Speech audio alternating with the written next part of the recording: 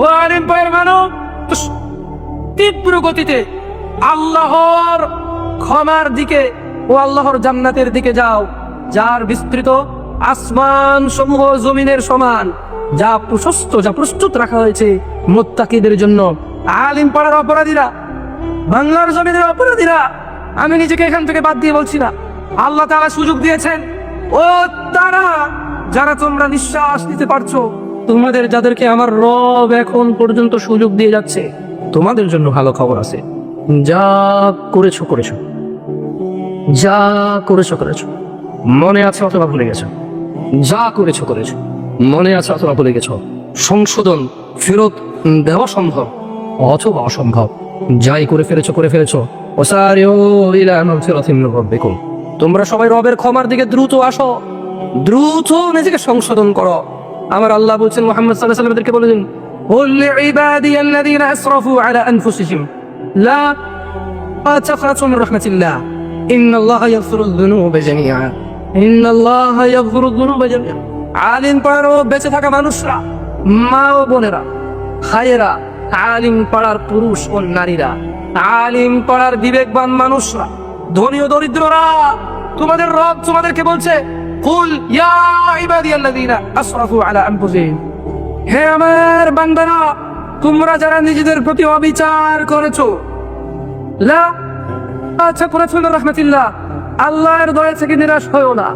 আলিম পাড়ার মানুষরা, ও ঘুষখোর সুদখোররা, ও যুবক বৃদ্ধ জানাকারীরা, ও জালেমরা, ও বেনামাজি কাফির মুশরিকরা, ও অন্যায়কারীরা, ও মুনাফিকরা, ও ধোঁকাবাজরা, যা করেছো, তোমাদের রব তোমাদেরকে জিন্দা রেখেছে। এটা ওনার পক্ষ থেকে তোমাদের জন্য এই পৃথিবীর সব চাইতে বড় নিয়ামক।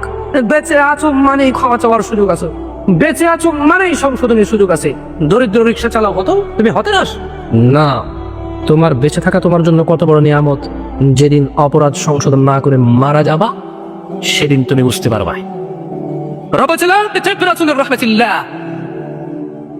ইবাদ যা তোমরা আল্লাহর বান্দা আছো, তোমরা আল্লাহর দয়া থেকে নিরাশ হইও না। ইন্নাল্লাহা ইয়াগফিরুয যুনুবা জামিআ, নিশ্চয়ই আল্লাহ ক্ষমা করে দিবে সকল গুনাহ। বলো তো, সকল গুনাহের মধ্যে কোন গুনাহটা বাদ যায়? না, শিরক বাদ যাবে না। কেন বাদ যাবে? আপনি ক্ষমা চেয়ে নিচ্ছেন না। চিরস্থায়ী জাহান্নামী কোন মুশরিক? যে মুশরিক ক্ষমা না চেয়ে মারায়। মানে কি আপনি বুঝেননি? মানে শিরক কত বড় অন্যায় আমি এক্সপ্লেইন করি। একটু আমি শেষ করে ফেলবো, কেমন? আমার দেরি হয়ে যাচ্ছে। খুব সিম্পলি একটু এই আলিম পাড়ার মানুষকে একটা এক্সপ্লেনেশন দিই, কেমন?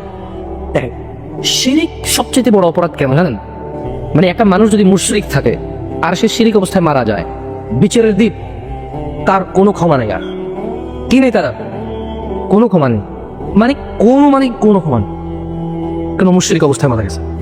আর যদি কারোর ভিতরে শিরক না থাকে, কি না থাকে, কিন্তু সে অন্যায় অপরাধী মারা গেছে, বিচারের দিন চিরস্থায়ী জাহান্নামী হবে না। চিরস্থায়ী কি হবে না? জাহান্নামী হবে না। এবার আসেন, শিরক ক্ষমা করেন আল্লাহ কখন? বলেন তো কখন? মানে মরা ব্যক্তির শিরক আল্লাহ ক্ষমা করেন। মানে একটা লোক মরে যাওয়ার সময় মুশরিক অবস্থায় বসছে, এর আর কোনো উপায় নাই, এর আর কোনো কি নাই। কিন্তু পৃথিবীতে যত মানুষ বেঁচে আছে, জানাকারী হবে, মদখোর, মুশরিক, কিন্তু অপরাধ যেটাই হোক, সে যেহেতু বেঁচে আছে, ক্ষমা চাইলে কে ক্ষমা করবে? লা। এই আমি কেন বললাম যে নিঃশ্বাস, এই হায়াত পৃথিবীর সবচেয়ে বড় নেয়ামত, বুঝতে পারছেন? আপনারা যারা এক্সপ্লেনেশনটা বুঝতে পারছেন? মানে এই যে আমি বলছি আল্লাহ ক্ষমা করবে না শিরক, এছাড়া সবকিছু ক্ষমা করবে। কার জন্য? মৃত ব্যক্তির, যার ফলাফল আসবে শিরক অবস্থায় যে আসবে তার। বলো যে শিয়াল প্রতিদিন একটা খায়, 6টারে 7 বার দেখায়, অ্যাজ ইউজুয়ালি 5টারে 7 বার দেখায়, 4টারে 7 বার দেখায়, 3টারে 7 বার, লাস্টে একটাকে 7 বার এটা দেখায় যে তার 7টা বাচ্চা আছে। 7 নম্বর বাচ্চাটা খেয়ে শিয়াল পালিয়ে যায়। শিয়াল এত চালাক, কি চালাক! একটা কুমিরের বাচ্চা, কুমির বিশ্বাস করে ওকে দিয়েছে সেখানে দেবো, শিয়াল এটাকে খেয়ে ফেলছে বিশ্বাসঘাতকতা করে, ডাকাতি করেছে, তার নিজস্ব স্টুডেন্টকে সে হামলা করেছে। এখন কত চালাক, তাকে 7 বার লাগে, দেখছো তার বুদ্ধি? ওকে বলে চালাক, আমি তো ডাকাত, বিশ্বাসঘাতক। তো যেখানে সমাজে শিয়ালকে চালাক বলার কারণ সে একটা জিনিস বিশ্বাসঘাতকতা করে 6 বার, সে 6টাকে 7 বার দেখায়, এই সমাজে ওয়াজ করলে কি ওয়াজ করবে? যেখানে ধরা হয় ওই ছেলেটাকে সবচেয়ে চালাক, যে ট্রেনে প্রতিবার উঠে ভাড়া না দিয়ে চলে আসতে পারে। কি হাসতেছেন? আমার এলাকায় আমরা শুনলাম তো অনেক চালাক হলো। কেন? বলে যে আমরা 3-4 জন উঠি, প্রতিবার কেমনি জানি ভাড়া দিয়ে নেবে আমরা জানি না, কিন্তু আমরা ধরা খাই দিই, ও তো চোর। তো যেখানে মানে চালাক বলা হয় চোরকে, সেখানে চুরি হবে না কি? এরপরে বলবেন যে ওয়াজের অনুমতি পাওয়া যায় না, সরকার এই করছে সে করছে। আরে ভাই, সরকার আওয়ামী লীগ বিএনপি সাইডে রাখেন, যে গভর্নমেন্টে থাকে সে গভর্নমেন্ট সবার রুল করে, ওকে? যে যেখানে চলে গেছে তাকে ওই জায়গায় রাখতে হবে, তাহলে সার্ভিস পাওয়া যাবে।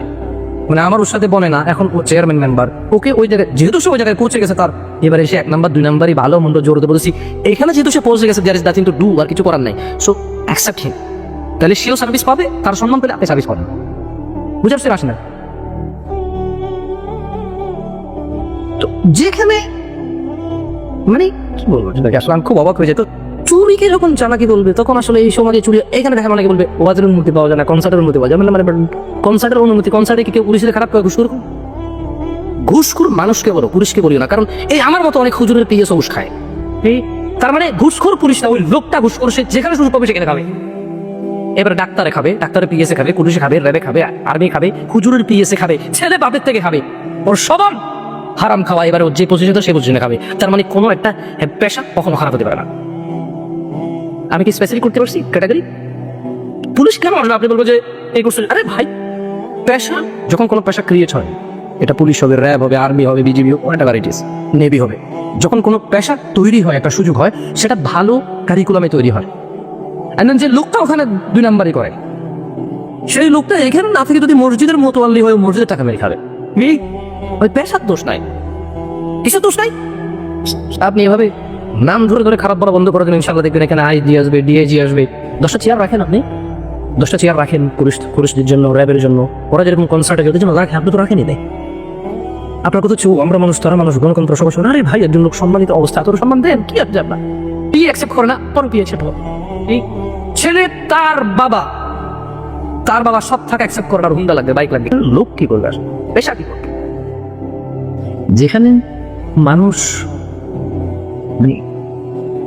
ভালো, যতটুকু পর্যন্ত টাকা হয় অতটুকু ভালো হয়ে গেছে, মানে টাকা হয় খারাপ হয়ে গেল অসুবিধা নেই। তো সেখানে আসলে ভালো মানুষ তৈরি হওয়া মুশকিল। যেখানে বাবা মা বলে যে অমুকের ছেলে দেখি কি করলো, কেন বাপ জানে না ওটা 30,000 টাকা সরকারি স্ক্যান? বাপ তো জানে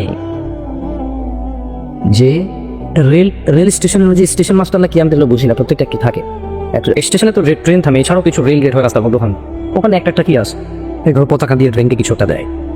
বাপ তো জানে এই জায়গায় চাকরির বেতন 25,000 টাকা, 4 মাসে 1 লাখ, বছরে 3 লাখ। তাহলে বাপই তো জমি বিক্রি করে উল্টাপাল্টা পথে গিয়ে ওকে চাকরি দিতে চেষ্টা করতেছে। আমি বলতে পারি মানে বাৎসরিক ইনকাম 3 লাখ হবে, এটাতে ছেলে দিচ্ছে, আবার ওর বাপে বলতেছে বিল্ডিং করতে, ও এটা করবে কি জানি। মানে যেখানে বাবা ছেলেকে বাধ্য করে ঘুষ খেতে, বাবা জানে যে আমার ছেলে 25,000 টাকা বেতনে চাকরি করলে হবে না, তার দরকার নাই তোর স্টেশন মাস্টার হওয়ার, ও অন্য কোনো কাজ করবে, ব্যবসা করবে না। আপনি কি আমার কথা কি অন্যদিকে চলে যাচ্ছেন না? আর খুব দুঃখ নিয়ে কথা বলতেছে, মানে বাপে জানে এখানে চাকরি করলে 25,000 টাকা বেতন, যে শ্বশুর তার মেয়েকে এর সাথে বিয়ে দিচ্ছে, তার বিল্ডিং আছে না, মাশাআল্লাহ আমাদের রফিক ভাই কি বলবো, 5 বছর হয়ে চাকরি দিতে, মাশাআল্লাহ জমি নিচ্ছে 2 কেন, একটা ঘর করছে, দেখতেই সেরকম লাগে, বিশ্বাস করবো না, ঘরের ভিতরে গেলে মনে হয় জান্নাতে আসছি। বেতন কত? 30,000 টাকা করে বেতন আজকে। তো আপনি তো আপনার মেয়ে বিয়ে দিচ্ছেন, আপনি তো একবার বোঝেন না যে কি 30,000 টাকা বেতনটা খেতেই পারবেন না, 15,000 চলে যাবে, 10,000 হয় কি হয়? আপনি এখানে আসছেন ভালো করে দেখাতে, এরপর আবার পুলিশে ধরে আপনার ধরলে মূল্য অনুযায়ী পরিষ্কার র্যাব খারাপ, আপনি নিজের দিকে তাকান না। আপনি বলবেন শেখ হাসিনা খারাপ, খালেদা জিয়া খারাপ, ওই যে রাস্তার কাজ করছে সে দুর্নীতি করছে। আরে আপনার যে লেবার 300 টাকা বেতন, কন্ট্রাক্টর না থাকলে সে নিজে কাজ করে না, সেও দুর্নীতি করে কাজে। আপনি আসছেন কন্ট্রাক্টরের গুল দিতে, আপনার টাকা মেরে দিয়ে চলে গেছে, রাস্তার কাম খারাপ করছে। আর ও যে লেবার 300 টাকা বেতন, ওই লেবার পর্যন্ত কাজকর্ম করতে পারে, যেখানে যে সুযোগ পাচ্ছে সবাই সুযোগ নিচ্ছে। তাহলে পেশা কখনো খারাপ হতে পারে না, খারাপ মানুষ, তাই মানুষ সংশোধন হতে হবে। এই মানুষের সংশোধন আল্লাহকে ভয় করতে হবে, আল্লাহকে ভালোবাসতে হবে, আল্লাহকে ভালোবাসতে হবে, মনে করতে হবে যে আমি মানুষ, আমার হিসাবে individual, Allah will take that, Allah will ask me individually, Allah আমাকে এককভাবে জিজ্ঞাসা করবে, আমার হিসাব এককভাবে হবে, আমার হিসাবে সবাই কেউ থাকবে না। So correct your own self, নিজেকে নিজে শুধরাতে হবে, নিজেকে নিজে শুধরাতে হবে। আর চোর ডাকাতদেরকে বলে দিতে চাই, তুমি যতই চুরি করো, ডাকাতি করো, তোমার ভাগ্যে আল্লাহ যতটুকু লিখছে বাইরে কিছু চুরি করতে পারবে না, ডাকাতি করতে পারবে না। ওই চুরি ডাকাতি না করলে অতটুকু এমনি হালালি আসতো। এই তোমার ঈমানের ত্রুটি আছে, তাই তুমি মনে করো চুরি করে বড় লোক হয়েছো, আল্লাহ তোমাকে এতটুকু এমনি দিয়ে দিত, তোমার ধৈর্য কম। যাই হোক, কথা বলছিলাম আমরা যারা বিবাহিত এবং ছেলে সন্তান আছে, লোকমান হিকিম তার ছেলেকে যে উপদেশ দিয়েছে, আমরা উপদেশটা শুনবো, এন্ড দেন আজকে আমরা ঘরে গিয়ে ভাববো আমরা আমাদের ছেলেকে উপদেশ দিয়েছি কিনা। ঠিক আছে? وإذ قال لقمان لابنه وهو يعظه يا بني لا تشرك بالله। আর স্মরণ করুন যখন লোকমান উপদেশ দিতে গিয়ে তার পুত্রকে বলেছিল, ইয়া বুনাই, হে আমার ছেলে। বলবেন না এখন মেয়েদেরকে বলে নাই, ওনার ছেলে ছিল তাই ছেলে বলেই বলছে, আপনি মেয়েকেও বলবেন, ওকে? একবার এরকম ওয়াজ করছিলাম ছেলের কথা বলে, এক মহিলা পরে ফেসবুকে লিখছে, শেখ মেয়েদের কথা তো বললেন না। আমি সন্তান বলেছিলাম, কেমন? তো যাক, এখানে মামুনরা বসন্ত তো বলে না, যাক যাক, আপারা আপনারাও আছে এর মধ্যে, কেমন? মেয়ে হলে মেয়ে, ছেলে হলে আমার সন্তান বলবো, কেমন? এখন ওনার ছেলে ছিল তাই উনি বসে ছেলে। আপনার যদি কত বাপ আছে না তার ছেলে একা, তো সে তো আর মেয়ে বলবে না, ছেলে ছেলে বলবে, কিন্তু বাবা হিসেবে উপদেশ হবে, কেমন? আদুল্লাহ সকাল আলী ইয়া বুনাইয়া লা তুশরিক বিল্লাহ, এ আমার পুত্র, এ আমার বৎস, তুমি আল্লাহর সাথে শরীক করিও না।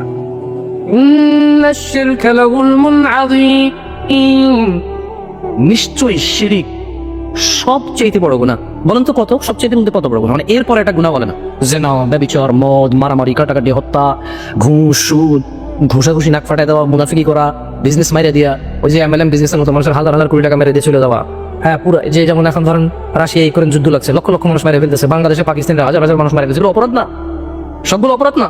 ঠিক আছে, লুকমান হাকিম বলছে যে নিশ্চয়ই শিরক সবচেয়ে বড় অপরাধ। আপনি এবার একটা অপরাধ তৈরি করেন যেটা এটা চেয়ে বড় হয় এবং প্রেজেন্ট করেন। আচ্ছা, এবার বলুন তো শিরকটা কি? ও সেটা না, কেমনে শরীক করে? না না না, আপনার সহজ করে বলে দিই। এটা ঠিক, আল্লাহ ব্যতীত কাউকে সিজদা করা, চাওয়া, সন্তান চাওয়া, যাওয়া, মোমবাতি দেওয়া, আগরবাতি দেওয়া, এগুলা। এখন একটা কথা বললে তো ওয়াজ থেকে আস্তে আস্তে লোকরা শুরু হয়ে যাবেন। হ্যাঁ, ওটা শুরু হয়ে যাবে, ভালো লাগবে না তো আপনার? যদি বলি মার হ্যাঁ দা, ভালো লাগবে আপনার?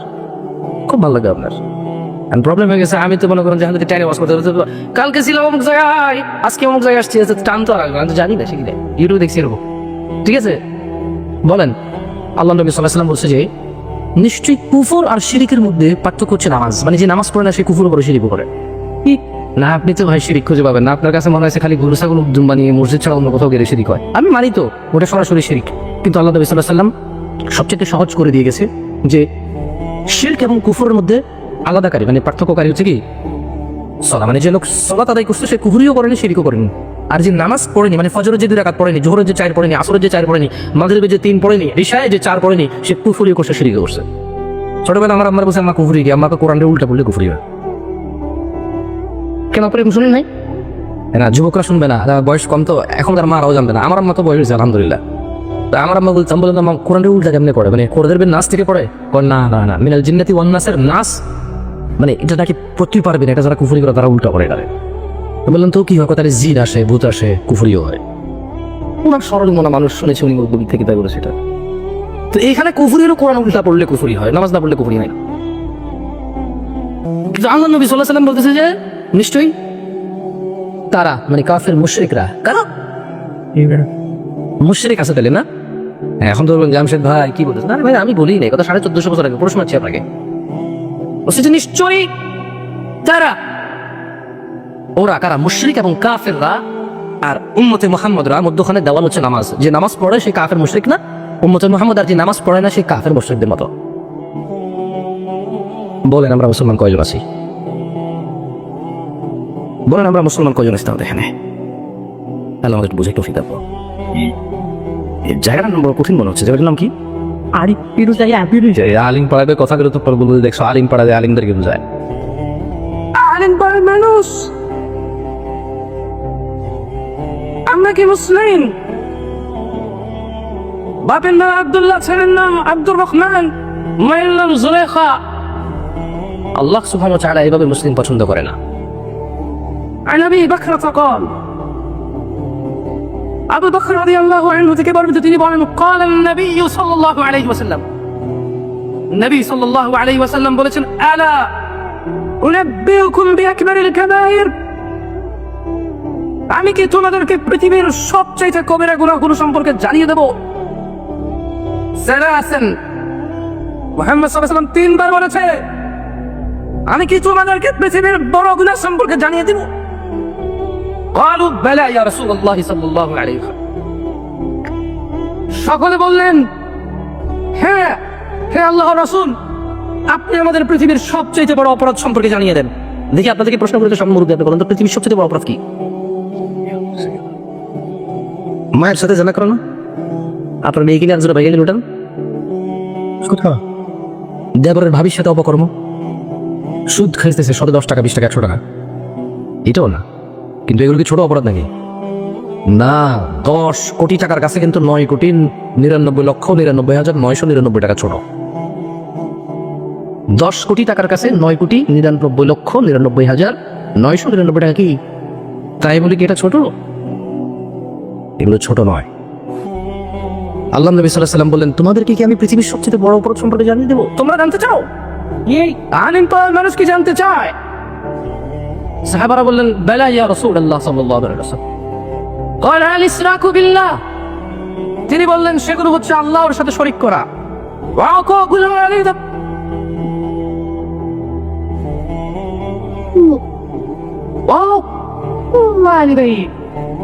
এবং পিতামাতার অবাধ্য হওয়া।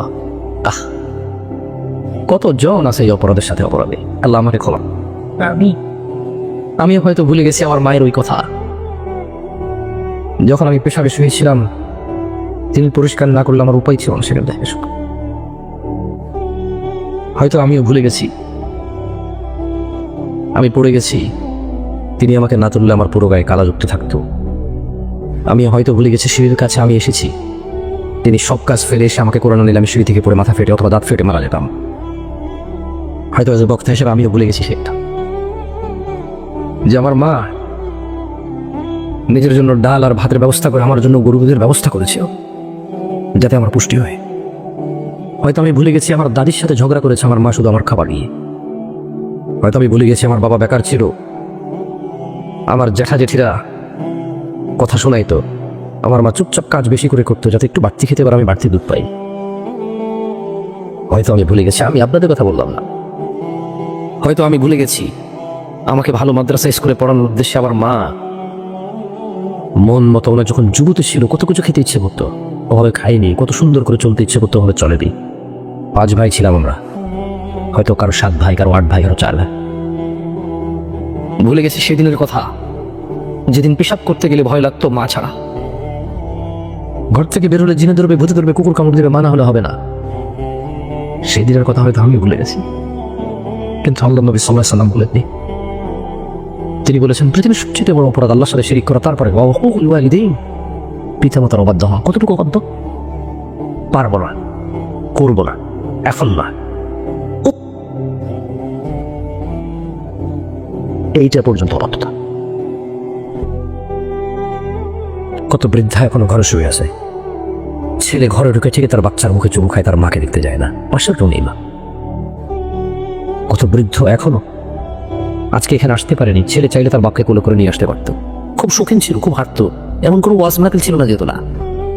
পায়ের ব্যথা আসতে পারে না, ছেলে বিরক্ত হবে রিক্সা করে নিয়ে আসতে পারে। রিক্সা চালা, তার নিজেরই 4টা সন্তান, বাপ মাকে দেখবে কি করে, পাড়ার লোক উদাহরণ দেয়, সেও সন্তুষ্ট এই উদাহরণে। আহা, ওয়াজ করতে ইচ্ছে না, কি বলবো, মানুষের মনুষ্যতা নষ্ট হয়ে গেছে।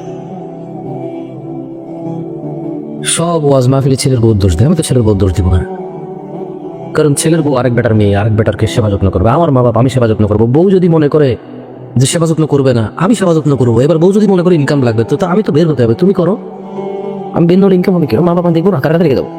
বউ যদি নিশ্চয় যে আপনি জান আমি আসি ইনকাম করেন, তাই না আমি যাবো, সমস্যা কোথায়? বউ চালাকি করলে বউর সাথে চালাকি করো, তো কাজে আজকে যাবো না, আব্বার সাথে বলে থাকবো। বললো কাজে লাগলে বাবারই কি খাওয়াবে? ধর খাওয়াবে না, আমি বস, আমার বাপও বস। আব্বা আপনি পারবেন না, করবো যে ছেলে তুই না খেলে আমি কেন খারাপ নাকে রাখতে পারবো বেশি। ছোটবেলায় মাছের মাথা ছাড়া খেতাম না, তুই জন্মের পর তোর পাতে তোর দাদি দিত, আমার পাতে আমি তোর পাতে দিয়ে দিতাম।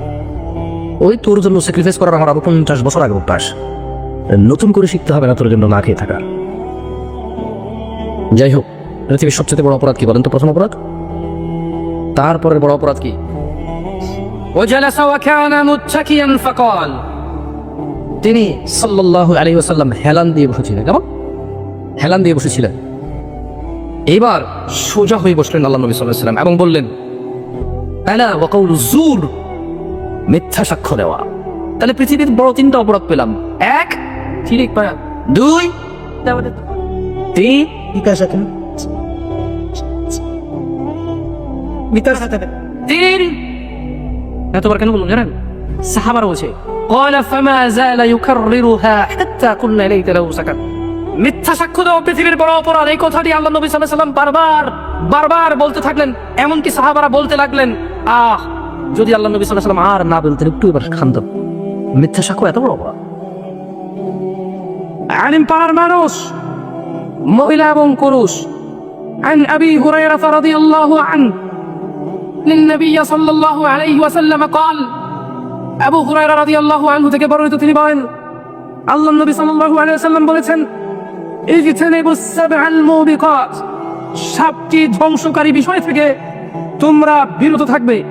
আল্লাহ কি বলছে? কুল ইয়া ইবাদিয়াল্লাযীনা আসরাফু আলা আনফুসিহিম লা তাকনাতু মির রাহমাতিল্লাহ, বলুন হে আমার বান্দাগণ, তোমরা যারা নিজেদের প্রতি অবিচার করেছো, নিজেদের প্রতি জুলুম, নিজেরা অন্যায়তে মেতে উঠেছো, আল্লাহর অনুগ্রহ হতে হতাশ হইও না। ইন্নাল্লাহা ইয়াগফিরুয যুনুবা জামিআ, আল্লাহ তোমাদের সমস্ত গুনাহ ক্ষমা করবে।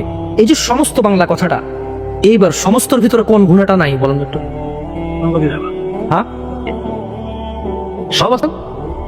সব দেখছেন, আল্লাহ এটাই বলতেছে, ইয়াগফির, ক্ষমা করবে, যুনুবা জামিআ, যত গুনাহ আছে। যদি সে আল্লাহর ক্ষমার প্রতি আস্থা রাখে, আল্লাহর দয়ার প্রতি আস্থা রাখে এবং ওই অপরাধ থেকে মুক্ত হয়ে বলে যে তিনি ক্ষমাকারী, আমাকে তিনি ক্ষমা করেন, আমার ভুল হয়ে গেছে, আমি তপ্ত, আমি আর ওই ভুলে যাবো না। আল্লাহ বলছে যে একবার সব গুনাহ ক্ষমা করতে। কেন ক্ষমা করবে? ইন্নাহু হুয়াল গফুরুর রহিম, নিশ্চয়ই তিনি ক্ষমাশীল পরম দয়ালু। দেখুন আল্লাহ তাআলা পরমের কারিমে বলছেন, দেখেন আপনাদেরকে কি বলবো বলেন, এই 60 বছর 70 বছর বয়স আপনার, কারো 20 বছর। আমার কাছে প্রশ্ন আসে, যুবক বলে, হুজুর আমার এই 30 বছর বয়সে আমি এত গুনাহ করেছি, আল্লাহ কি আমাকে ক্ষমা করবে?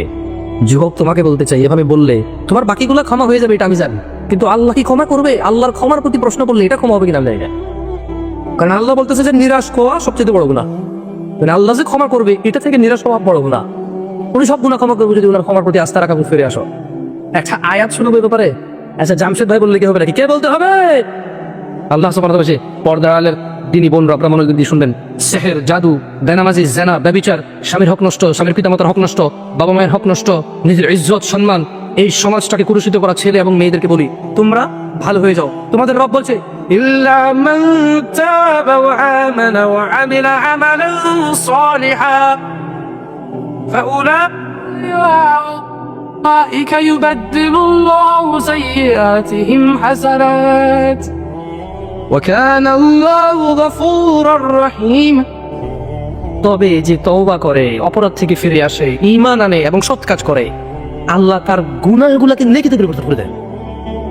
লা ইলাহা ইল্লাল্লাহ। আলিম পাড়ার মানুষ কেমন রব পেয়েছে? তুমি অপরাধ নিয়ে চিন্তা করো, হ্যাঁ তোমার এই চিন্তা ভালো, তবে তুমি নিরাশ হয়ে না। তুমি যদি তোমার অপরাধ থেকে একদম সরে আসো, একদম প্রপার সরে আসো, যে যা হয়েছে খালাস, পিছনে কিছু আই কান্ট ফিক্স এনিথিং, আমি পিছনে যা করে আসছি I could not fix that, আমি ওগুলো ফিক্স করতে পারবো না, আমি ওগুলো সংশোধন করতে পারবো না। What can I do? I can avoid them in future. আমি এগুলাকে এড়িয়ে যেতে পারি। আল্লাহর ভয়, কার ভয়? আর আল্লাহর ভালোবাসা, কার ভালোবাসা?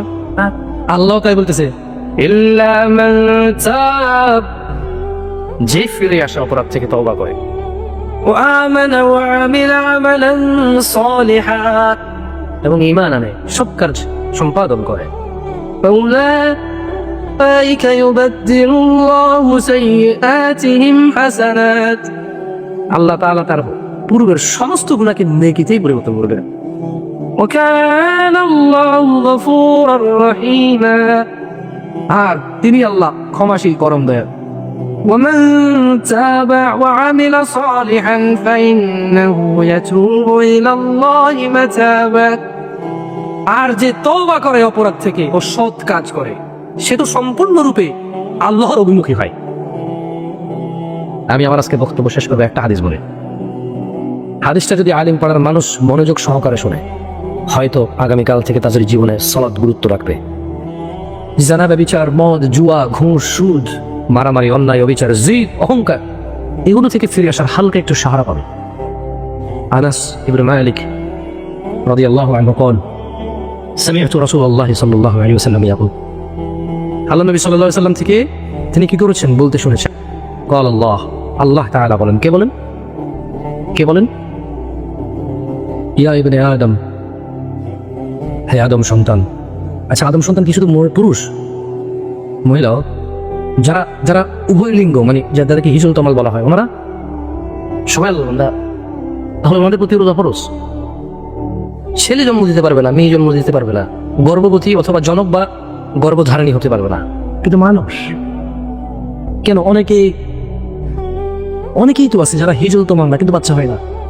ওটা ঠিক ওরকমই, শুধু একটা জায়গায় ওনারা মানে ওনাদের হয়তো এই জিনিসটা ওনাদের অসুখ, আমরা বলবো অসুখ, আমরা কি বলবো অসুখ, যেমন কারো কিডনি নাই, কারো ব্রেন স্ট্রোক করে, কারো হার্ট অ্যাটাক করে, কারো লিভার ক্যান্সার হয়, এরকম আমাদের একটা অসুখ, যে বাবা হওয়া অথবা মা হওয়া, এটা অসুখ আমাদের। বাকি আমার ভাই, আমার বোনরা, বুঝে আসছে না আসলে? মানে এটা বুঝে যখন আল্লাহ বলে যে হে আদম সন্তান, মানে এরা সবাই আদমের সন্তান। কে বলছে? কি বলছে?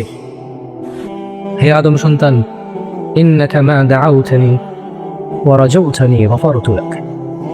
হে আদম সন্তান, যতক্ষণ তুমি আমাকে ডাকতে থাকবে ও আমার ক্ষমা পাওয়ার আশায় থাকবে, গফারতু লাক, আমি তোমাকে ক্ষমা করে দেব। আলা মা কানা ফিকা ওয়ালা উবালি। আল্লাহ বলছেন কি জানেন? আল্লাহর কথা কত স্ট্রং আপনি জানেন? বলছেন যতক্ষণ তুমি ডাকবা ক্ষমা পাওয়ার আশা, ক্ষমা চাইবা, ক্ষমা করে দেব। কি কেন ক্ষমা করবে? তিনি বলছেন যে আলা মা কানা ফিকা ওয়ালা উবালি, তোমার গুনাহ যত অধিক হোক এতে আমি পরোয়াই করি না। লা ইলাহা ইল্লাল্লাহ। মানে আপনি যতক্ষণ ক্ষমা চাইবেন আল্লাহর কাছে, আস্তাগফিরুল্লাহ, আল্লাহ মিয়া কোনবা, আল্লাহ বলছেন যে আলা মা কানা ফিক, যতই হোক তোমার গুনাহ, ওয়ালা উবালি, কারো পরোয়া করে না, ক্ষমা করে দিতে হবে। কে কি করবে ক্ষমা করতে? আল্লাহ ক্ষমা করলে কেউ কিছু করতে পারবে? ইয়া ইবনে আদম, হে আদম সন্তান, লাউ বালাগাত যুনুবুকা আনানা সামা।